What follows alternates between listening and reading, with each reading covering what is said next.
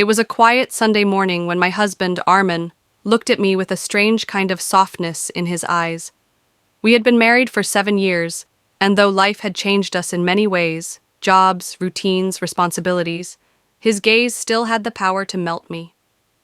I was sipping my tea, half distracted by the rain tapping against the windows, when he said it.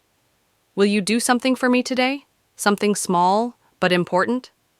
I smiled, curious. "Of course. What is it?" He hesitated, and that's when I knew. It wasn't small at all.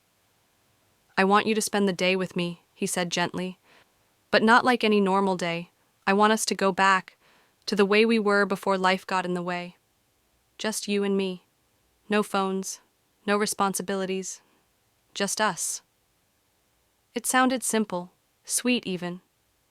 I agreed without a second thought, not realizing how deeply this request would touch my heart, or how much it would uncover.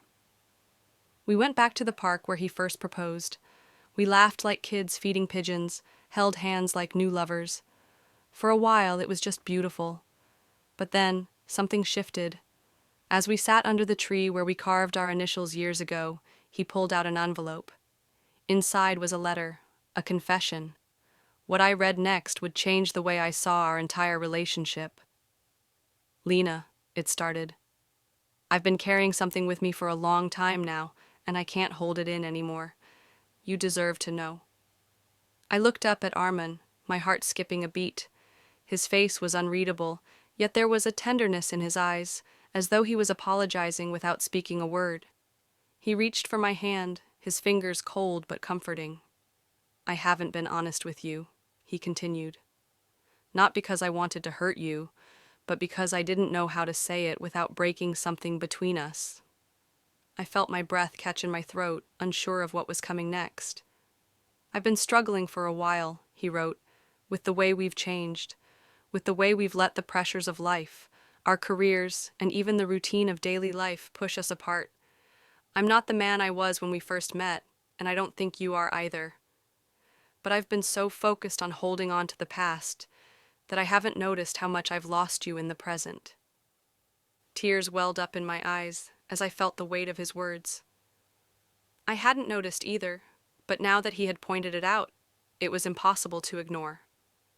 The spark, the joy we once shared, it had faded beneath the weight of our busy lives. We'd both been living in the shadows of what we had been, instead of embracing who we had become. He continued, his handwriting shaky now. "I want to change that. I want us to reconnect, to really see each other again. But this time, I need you to help me. I need you to show me how to love you the way I used to. And more than that, I need you to remind me of the woman I fell in love with." I let the letter drop from my hands, my mind spinning with 1,000 emotions. Was this what he had been holding back all this time? The pain of watching us drift apart without knowing how to bring us back? The fear of losing the love we had worked so hard to build? I looked at him, the tears finally slipping down my cheeks, but I didn't feel sadness. I felt a strange kind of relief. Maybe this was the beginning of something new.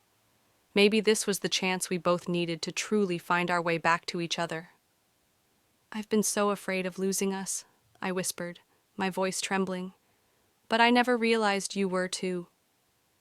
Arman nodded, his own eyes glistening with tears. "I love you, Lena. I always have. And I will keep loving you, no matter what it takes to find us again."